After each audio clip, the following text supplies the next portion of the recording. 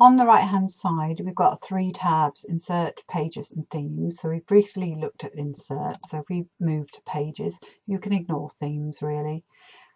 Home, the little 3 dots next to Home, we have a smaller selection. When we look at other pages, we get longer menu options, mainly because Home is already set as home page, so you can only have one home page. It's your landing page. You'll never need to change it. It's Home is your home page, so you can ignore this option. Duplicate page is very useful. So it's going to duplicate the page you're highlighted, if you like. They've got the blue line, and that you click the 3 dots. So if I want to duplicate page, week 1, click on duplicate page, it's going to come up with a name. It sort of indicates which page it's copying, but you'll need to give it a unique name. So if we call this week 3, so we don't have one of those, click on that, and we have a copy of week 1.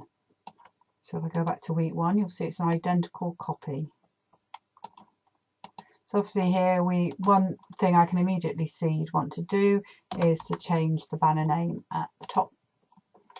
The idea is that it can save you a lot of legwork, and if you've got the layout that you like, you're obviously going to change some of the content that we've got here, but if the layout is good, then it saves you a lot of work. You'll notice here it will duplicate under the page you're currently, or that you chose to duplicate from, so it's put it right underneath.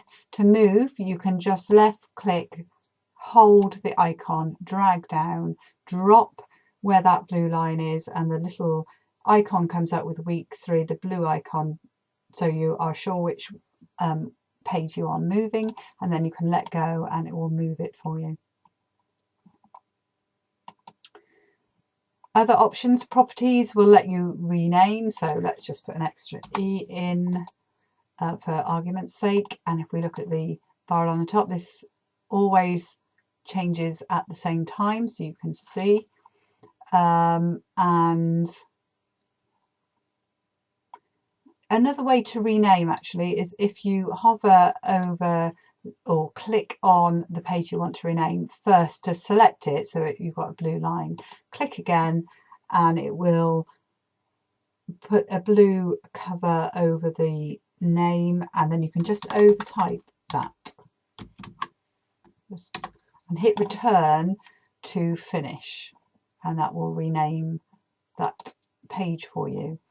Add subpage means a page underneath. Again, because we used the 3 ellipses on week 1, it's going to add a new subpage under that week. So we give it a name, click done, and there is our subpage. You can tell on the navigation that there are subpages because of the down pointing chevron. You can hide any page from the navigation bar, so let's choose to hide the new subpage. So hide from navigation. You can see it, the little down pointing chevron has gone, but we as editors still have access to it, but it has a line through, but it is still there.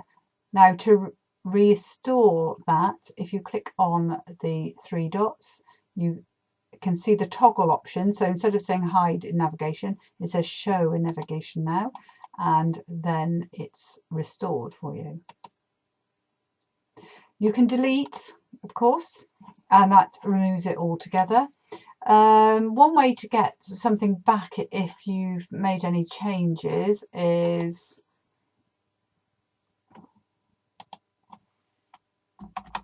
let's type in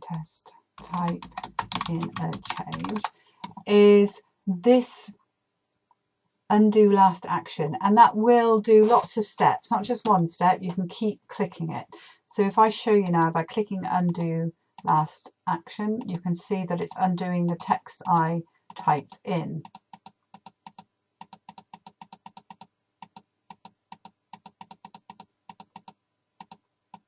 And if we go back far enough, it restores our page. This option will redo the last action.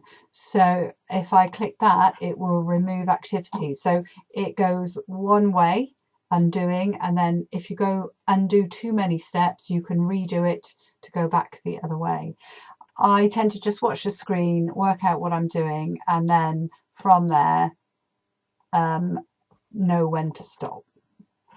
But it can get you out of, or if you've done something that you think, oh no, that's a bit of a mess, then you can undo very easily.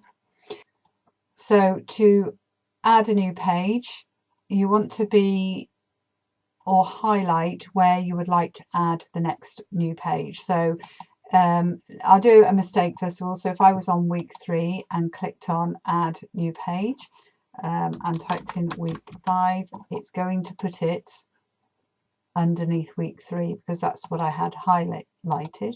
Click delete. Instead, it'd be better to be on the week 4, click plus, type in week 5, done. You can of course click and drag and move them, so it's not the end of the world. So that's your new page option here. You can also add a new link and you can type in a link. You just want the domain name. So if we do our website, you don't need a HTTPS or www, you just need the main domain name.